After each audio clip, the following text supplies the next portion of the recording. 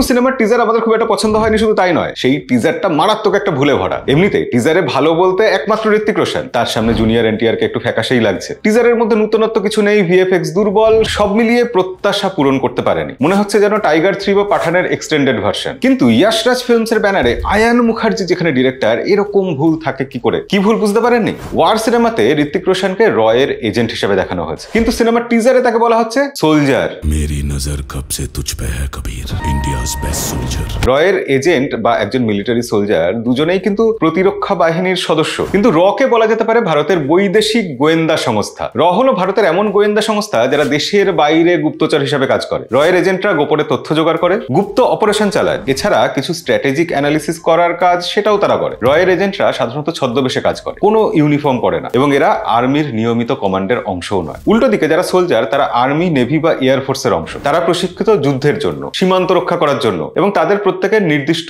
ইউনিফর্মও রয়েছে। তো সেক্ষেত্রে রিসার্চ অ্যান্ড অ্যানালিটিক উইং এর এই সদস্যদের বড় জোর এজেন্ট, অফিসার বা কিছু অর্থে অপারেটরও বলা যেতে পারে, কিন্তু সোলজার না, ঠিক বলা যায় না। ওয়ার 2 এর মতো মুভির ট্রেলারে এটা বলাটা একটা বিশাল বড় ভুল। আর এরকম আরো ভিডিও দেখার জন্য আমাদেরকে ফলো করে রাখতে পারেন।